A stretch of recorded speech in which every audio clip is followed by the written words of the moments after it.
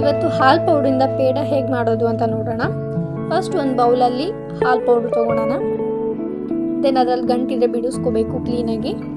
Then ನಾವು ಒಂದು ಬೌಲಲ್ಲಿ ಮಿಲ್ಕ್ ತೊಗೊಳೋಣ. ಓಕೆನಾ, ನಮ್ಮ ಕ್ವಾಂಟಿಟಿಗೆ ಎಷ್ಟು ಬೇಕೋ ಅಷ್ಟು ತೊಗೊಳೋಣ. ನಾವು ಈಗ ಸ್ವಲ್ಪ ಸಕ್ಕರೆ ನಮ್ಮ ಟೇಸ್ಟಿಗೆ ಎಷ್ಟು ಬೇಕೋ ಅಷ್ಟನ್ನ ತೊಗೋಬೇಕು. ಈಗ ನಾವು ಗ್ಯಾಸ್ ಮೇಲೆ ಒಂದು ಪಾತ್ರೆ ಇಟ್ಕೊಂಡು ಅದರೊಳಗಡೆ ಹಾಲು ಪೌಡ್ರ್ ಹಾಕ್ಕೋಬೇಕು.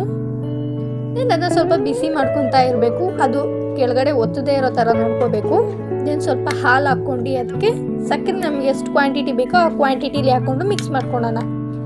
ಈಗ ಒಂದು ಪಾತ್ರೆಗೆ ಅದನ್ನ ಸರ್ವ್ ಮಾಡ್ಕೋಬೇಕು. ಫಸ್ಟ್ ಪಾತ್ರೆಗೆ ಎಣ್ಣೆ ಹಚ್ಕೊಂಡು ಅದನ್ನ ಸರ್ವ್ ಮಾಡ್ಕೊಳ್ಳಿ. ಅದನ್ನ ಸ್ವಲ್ಪ ಹೊತ್ತು ಕೂಲ್ ಆಗೋಕ್ಕೆ ಬಿಡಿ. ನಾನಿಲ್ಲಿ ಫ್ರಿಜ್ಜಲ್ಲಿ ಇಡ್ತಾ ಇದ್ದೀನಿ, ನೀವು ಬೇಕಾದರೆ ಹಾಗೆ ಬಿಡ್ಬೋದು. ಸ್ವಲ್ಪ ಹೊತ್ತು ಆದಮೇಲೆ ತಣ್ಣಗಾದ್ಮೇಲೆ ಅದನ್ನು ತೊಗೊಂಡು ನಮ್ಗೆ ಯಾವ ಶೇಪ್ ಬೇಕೋ ಆ ಶೇಪ್ ಮಾಡಿ ಅದಕ್ಕೆ ನಾವು ಡೆಕೋರೇಷನ್ ಮಾಡ್ಕೋಬಹುದು. ನಾನಿಲ್ಲಿ ಬಾದಾಮಿ ಗೋಡಂಬಿ ಮತ್ತು ದ್ರಾಕ್ಷಿನ ಕಟ್ ಮಾಡ್ಕೊತಿದ್ದೀನಿ. ದ್ರಾಕ್ಷಿನ ಫುಲ್ ಲೈನಿಯಾಗಿ ಕಟ್ ಮಾಡ್ಕೊಳ್ಳಿ, ಚೆನ್ನಾಗಿ ಡೆಕೋರೇಟೆಡ್ ಆಗಿ ಕಾಣುತ್ತೆ. ಓಕೆ ನೋಡಿ, ಈಗ ನಾನು ಡೆಕೋರೇಟ್ ಮಾಡ್ತಿದ್ದೀನಿ. ಓಕೆ, ನಾನೀಗೆಲ್ಲ ಡೆಕೋರೇಟ್ ಮಾಡಿದ್ದೀನಿ ನೋಡಿ. The final look of peda.